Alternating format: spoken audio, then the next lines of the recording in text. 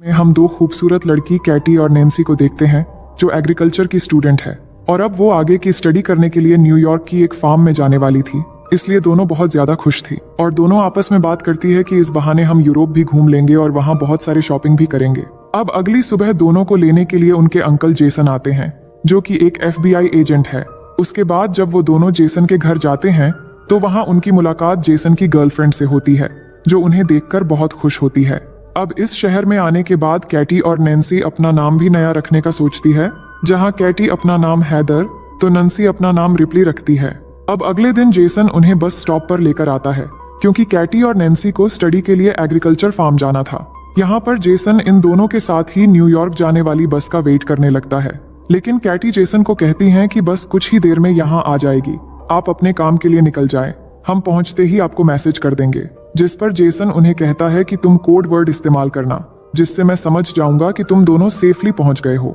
जिसके बाद कैटी कहती है कि मैं एप्पल वर्ड यूज करूंगी, लेकिन जेसन कहता है कि तुम हर बार अलग अलग अल्फाबेट यूज करना ताकि कोई तुम्हारे कोड वर्ड को न समझ सके।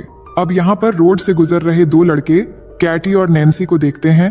तभी जेसन भी अपने काम के लिए वहां से चला जाता है और उसके जाने के बाद कैटी और नैन्सी पास के एक रेस्टोरेंट में कॉफी पीने जाते हैं जहां पर वो लड़के भी आ जाते हैं जो उन्हें कुछ देर पहले देखकर गुजर रहे थे। इनका नाम जेड और ल्यूकस है और वो दोनों कैटी और नैन्सी से बातें करने लगते हैं जिससे कैटी और नैन्सी उनको अपना नाम हैदर और रिप्ली बताती है। कैटी उन्हें बताती है कि हम न्यूयॉर्क के एग्रीकल्चर फार्म स्टडी के लिए जा रहे हैं, जिस पर जेड कहता है कि हम भी वहीं जा रहे हैं और अगर तुम दोनों आना चाहो तो आ सकती हो, लेकिन कैटी उन्हें उनके साथ जाने से मना कर देती है। पर जब वो दोनों उठ के जा रहे होते हैं तभी नैन्सी कैटी को उनके साथ जाने के लिए मना लेती है और दोनों उनके साथ चली जाती है। लेकिन यहाँ हम देखते हैं कि जेड और ल्यूकस दोनों को फार्म न ले जाकर अपने घर ले जाते हैं जो कि जंगल के एकदम पास हैं। ये देखकर कैटी और नैन्सी थोड़ा घबरा जाती हैं और उन्हें तुरंत गाड़ी को फार्म की तरफ ले जाने के लिए कहती हैं।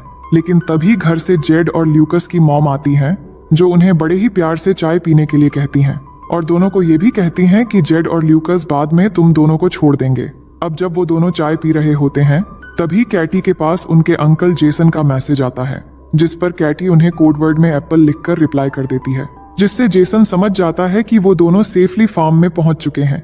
अब ल्यूकस की माँ उनको कुछ खाने के लिए देती है जिसे खाते ही कैटी और नैन्सी को नशा चढ़ने लगता है क्योंकि उस खाने में ड्रग्स मिला हुआ था और वो दोनों समझ जाती है कि उनके साथ कुछ गलत किया जा रहा है। जिसके बाद वो दोनों वहां से भागने की कोशिश करने लगती है, लेकिन थोड़ी दूर जाकर वो बेहोश हो जाती है। जिसके बाद जेड और ल्यूकस आकर उन्हें उठाकर वापस अपने घर में ले आते हैं। अब अगले दिन जब उन्हें होश आता है तो वो दोनों खुद को एक जंगल में पाती है और उनके हाथ लोहे की जंजीरों से बंधे हुए थे। ये देखकर दोनों बहुत ज्यादा डर जाती है और हेल्प के लिए चिल्लाने लगती है। तभी वहां जेड आता है और उन्हें बताता है कि तुम जंगल की एक ऐसी जगह पर हो जहां दूर दूर तक कोई भी इंसान नहीं है, इसलिए तुम्हारे चिल्लाने का कोई फायदा नहीं है। अब कुछ देर बाद वहां बोरिस नाम का एक आदमी आता है जो कैटी को उसका फोन दिखाता है और कहता है कि तुम्हारे फोन पर किसी जेसन नाम के आदमी ने मैसेज किया है जिसे तुमने पिछली बार मैसेज में एप्पल लिखकर भेजा था। वो दोनों से इसका मतलब पूछने लगता है, जिस पर कैटी बताती है कि एप्पल एक कोड वर्ड है जिसका मतलब है कि हम दोनों सेफ हैं।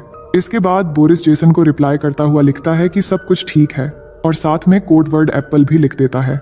इसके बाद वो लोग कैटी और नैन्सी को उनके सामने ही नहाने के लिए फोर्स करते हैं। तभी शरीफ नाम का एक पुलिस ऑफिसर वहां आता है जिसे देखकर कैटी और नैन्सी उससे मदद मांगने लगती है, लेकिन कुछ देर बाद उन्हें पता चलता है कि वो पुलिस ऑफिसर भी जेड और ल्यूकस से मिला हुआ है और ये देखकर वो दोनों और भी ज्यादा डर जाती है।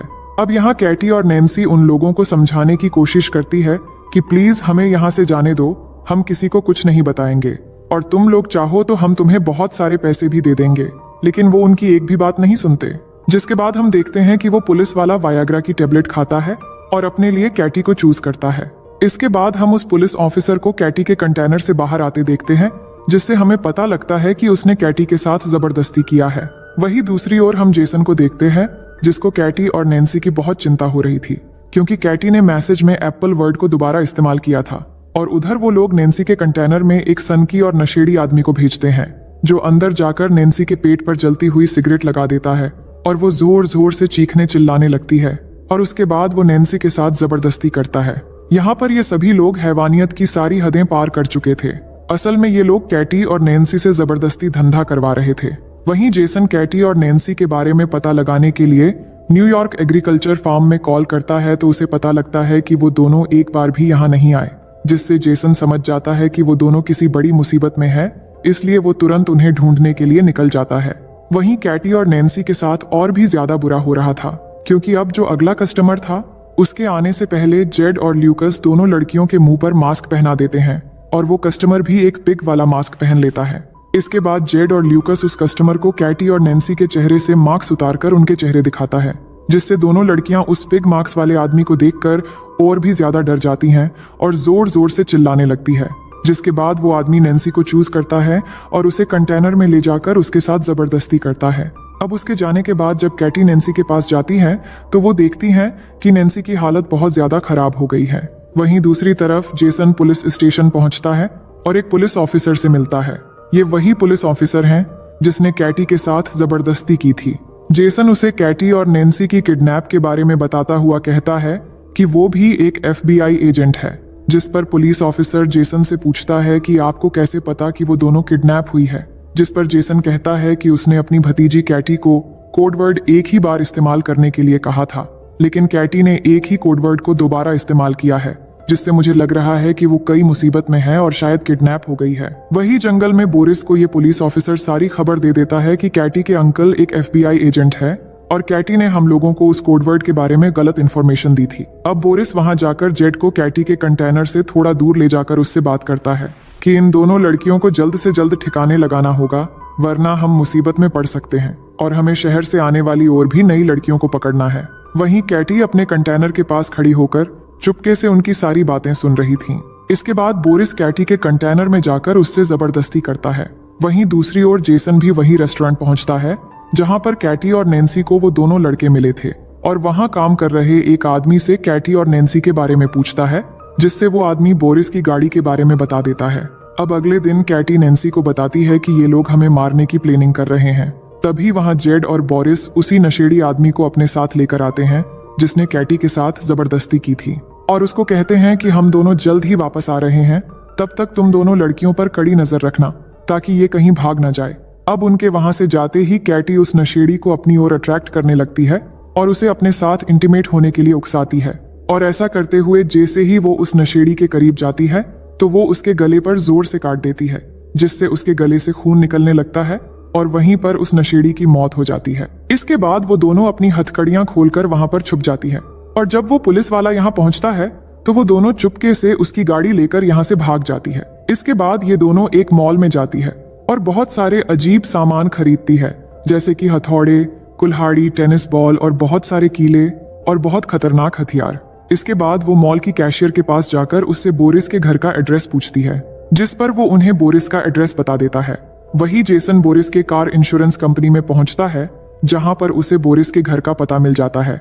वहीं हम देखते हैं कि बोरिस अपने घर पर म्यूजिक लगाकर एंजॉय कर रहा होता है।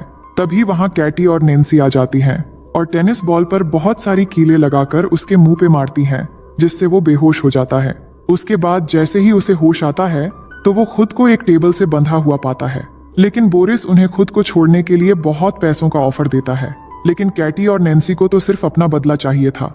वहीं उनके अंकल जेसन भी बोरिस के घर के बाहर पहुंच गए थे और घर के अंदर कैटी और नैन्सी बोरिस से उस मस्क वाले आदमी का एड्रेस पूछती है, जिससे बोरिस उन्हें एड्रेस बता देता है। इसके बाद वो दोनों उसके पिछवाड़े में कीलों से भरा हुआ एक बेसबॉल घुसा देती है, जिससे वो जोर जोर से चिल्लाने लगता है और ये आवाज सुनकर जेसन जल्दी से घर के अंदर आता है और आकर देखता है बोरिस मरा पड़ा है।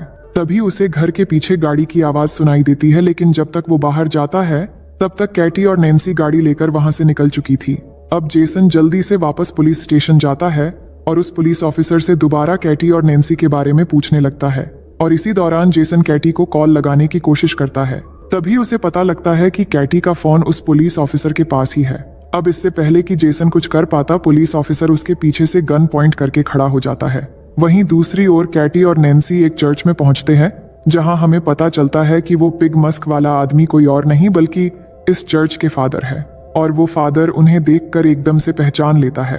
तभी कैटी पीछे से उस पर डंडे से मारकर बेहोश कर देती है और दोनों उसे गाड़ी के पीछे बांधकर घसीटते हुए टाउन की तरफ ले आते हैं।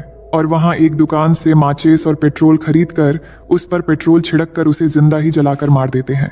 वहीं हम देखते हैं कि जेसन को वो पुलिस वाला चेयर से बांध देता है और कुछ देर बाद वो 2 नई लड़कियों को किडनैप करके वहां लाता है।